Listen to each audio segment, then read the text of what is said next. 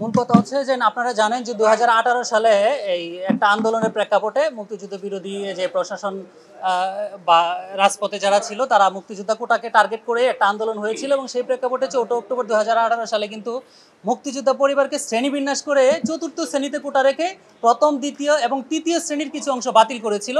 এটা আমাদের জন্য খুব একটা লজ্জাজনক ছিল যে তারা যদিও তারা বলেছে নবম থেকে 13তম গ্রেড, কিন্তু প্রকৃতপক্ষে তারা প্রথম দ্বিতীয় শ্রেণীর বলার পরেও কিন্তু তারা তৃতীয় শ্রেণী 3টা গ্রেড বাতিল করেছে। সেই বিষয়ে আমরা আন্দোলন সংগ্রামও করেছি। আপনারা জানেন যে বর্তমানে মুক্তিযোদ্ধারা হচ্ছে সেই সংখ্যা লঘু এবং এই দেশের যারা চাকরি প্রত্যাশী বা অন্য মানুষ কিন্তু এখনও সংখ্যাগরিষ্ঠ।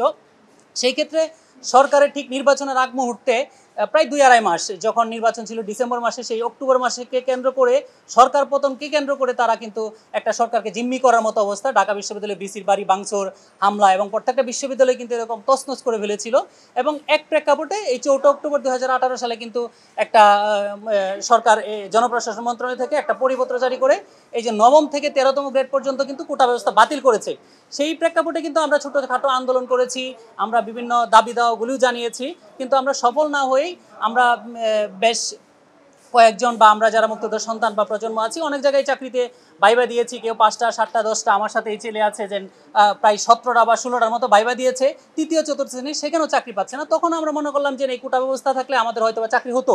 সেজন্য আমরা 2021 সালেই আমি সহ আরও আমাদের 6 জন পিটিশনার, 7 জন পিটিশনার আমরা মামলা দায়ের করলাম এবং মহামান্য হাইকোর্ট মুজিবুর রহমান মিয়া স্যার এবং হচ্ছে দ্বৈত বেঞ্চের একটা রুল জারি করেছিলেন।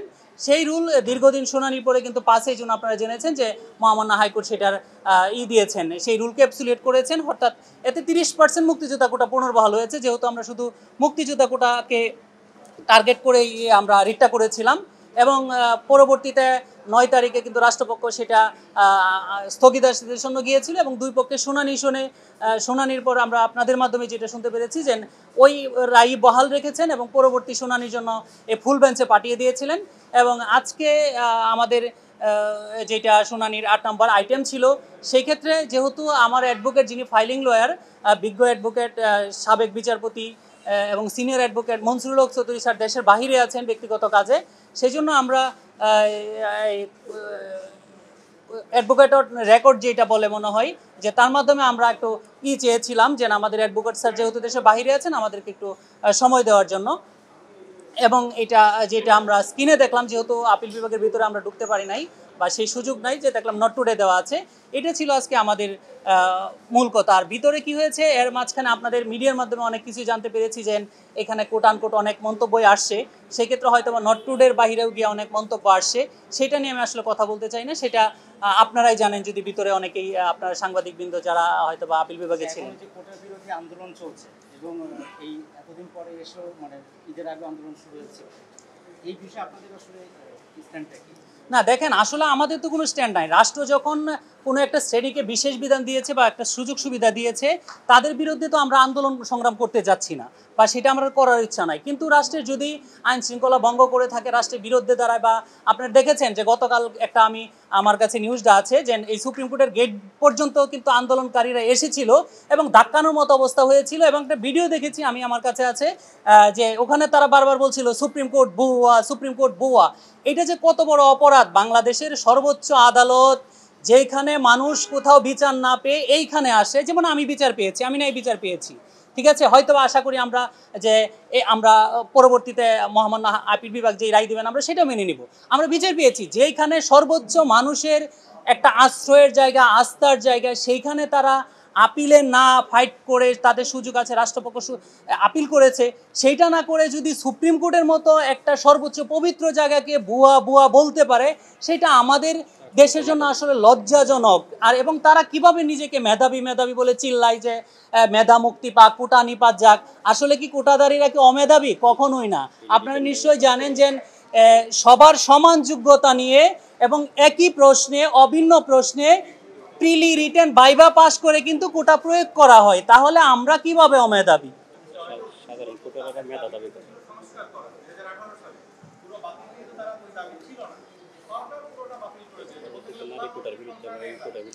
না না, ঠিক আছে,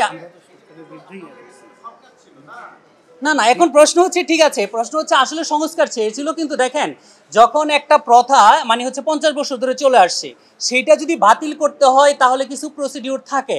কারণ হচ্ছে সকল শ্রেণীর সাথে বসতে হবে, যারা উপকারভোগী ছিল তাদের সাথে বসতে হবে, যারা ডিসি ছিল, যারা রাজ্য চালায়, একটা ডিসি তো রাজ্য সরকার প্রধানের মতোই, তাদেরকে বলতে হবে যে আমরা যদি কোটা ব্যবস্থা বাতিল করি তোমার কুড়িগ্রাম জেলা চালাতে সমস্যা হচ্ছে কিনা, রাঙ্গামাটি চালাতে সমস্যা হচ্ছে কিনা, বা আমার মুক্তিযোদ্ধা পরিবার যারা আছে, মন্ত্রণালয় আছে, বা মুক্তিযোদ্ধা প্রতিনিধি যারা আছে, বা সন্তানদের যারা নেতারা আছে, তাদের সাথে বসতে হবে যে কতটুকু উন্নতি হয়েছে বা হয় নাই। কিন্তু তারা কিন্তু সেই সময় দেয় নাই।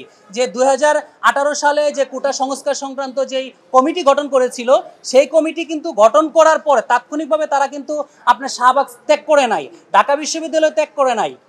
ইভেন কি মাননীয় প্রধানমন্ত্রী 5 এপ্রিল 2018 সালে কিন্তু একটা পরিপত্র জারি করে দিয়েছিলেন যে কোটায় যদি লোক না পাওয়া যায়, রাষ্ট্র যাতে ক্ষতিগ্রস্ত না হয়, এই দেশের সাধারণ শিক্ষার্থী যাতে ক্ষতিগ্রস্ত না হয়, তাহলে সাধারণ কোটার প্রার্থীদের থেকে নিতে পারবে।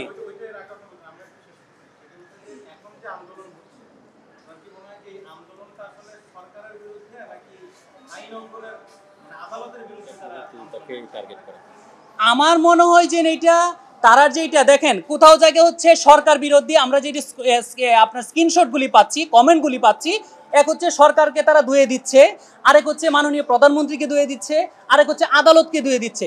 সর্বোপরি মুক্তিযোদ্ধা পরিবারকে যে পরিমাণে ট্রল করা হচ্ছে এই যাবৎকালে, জাহিদ ভাই আমি কিন্তু কয়েকটা ভিডিও করেছি, আপনি দেখেন গত কয়েকদিন আগে রাজশাহী বিশ্ববিদ্যালয়ে 2টা মেয়ের ছবি নিয়ে তাদেরকে বলা হচ্ছে যে এদেরকে চিনে রাখো, এরা কোটাদারি, এদেরকে এক ঘরে করে দিতে হবে। কেন? এই ছেলে মেয়েগুলি 60-65 করে নাম্বার পেয়ে আপনার বিশ্ববিদ্যালয়ে ভর্তি পেয়েছে, সকল রুলস অ্যান্ড রেগুলেশন, তাদের শর্ত আছে, সেটা পূরণ করে ভর্তি হয়েছে, আমিও সেটা করেছি। এবং আপনি দেখেন যে আমার চট্টগ্রাম বিশ্ববিদ্যালয়ে আমি ইংলিশে অনার্স মাস্টার শেষ করেছি, আমার যে ব্যক্তি ফার্স্ট হয়েছে তার যে রেজাল্ট আমারও সেই রেজাল্ট। তাহলে আপনি কিভাবে বলেন আমার ছবি দিয়েছেন এটা অমেধাবী, এটা অযোগ্য, অদক্ষ, প্রতিবন্ধী, এদেরকে চিনে রাখো, এদেরকে এক ঘরে করে দাও।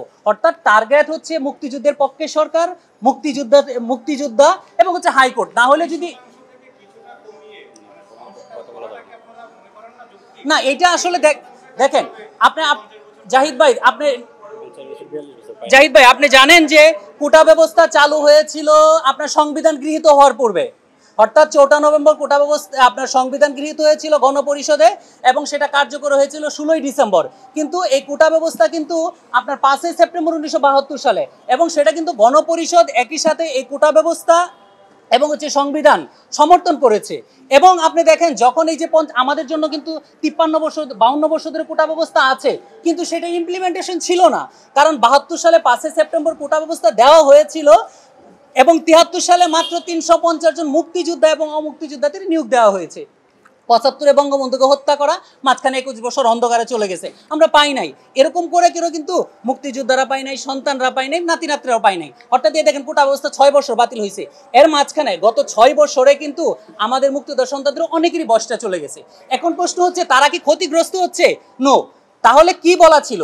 অর্থাৎ কোটায় যদি লোক না পাওয়া যায় তাহলে সাধারণ কোটার প্রার্থীদের থেকে নিয়ে নিবে, সাধারণ কোটার প্রার্থীদের থেকে নিয়ে নিবে। অর্থাৎ মুক্তিযোদ্ধা কোটায় যদি 10% পূরণ হয় 90% নিয়ে নিবে, যদি 5% পূরণ হয় 95% নিয়ে নিবে, এতে কোনো বাইন্ডিংস নাই। তাতে হচ্ছে মহামান্য হাইকোর্ট বিভাগ 2010 সালে এবং 12 সালে এবং 2015 সালে আপিল বিভাগ যে রায়টা দিয়েছিল যে 30% কোটা মুক্তিযোদ্ধা সন্তানদের জন্য সংরক্ষিত থাকবে, কিন্তু এবং স্ট্রিক্টলি অনুসরণ করতে হবে। কিন্তু যদি লোক না পাওয়া যায় তাহলে কি করতে হবে? সাধারণ কোটার প্রার্থী থেকে নিতে হবে। তাহলে কিন্তু এটা সংস্কারের মতো হয়ে গেল। অর্থাৎ আমাদের পূরণই হচ্ছে 10, 12, 15 যারা আপনারা বলে থাকেন। তাহলে তো এখানে কোনো ক্ষতিগ্রস্ত হচ্ছে না কেউ। জি না, দেখেন এইখানে রিটকারী হচ্ছে যে আমরাই, ঠিক আছে, এখানে রিট পিটিশনার আমাকে লেটার অফ অথরিটি দেওয়া হয়েছে, এবং আমরা এখানে যে রবিউল ইসলাম আছে, আল ফাহিম আছে, তারপরে শিবলি ফুরকান আছে, আমরাই রিটকারী। এখন তারা আসছে, তারাও মুক্তিযোদ্ধা পরিবারের সন্তান, তারা হয়তো একটু আসলে কি বলবো সেগুলো আসলে না বললেই নাকি হয়তো কিছু একটু সম্মতি জানাইতে আসছিল, সেই ফাঁকে আর কি তারা একটু নিয়ে গেছে আর কি। কিন্তু প্রকৃত রিটকারী এবং হ্যাঁ, এখন এইটা মুক্তিযোদ্ধা সন্তান ও প্রজন্মের পক্ষ থেকেই আমরা এটা রিটটা করেছিলাম। ধন্যবাদ সবাইকে।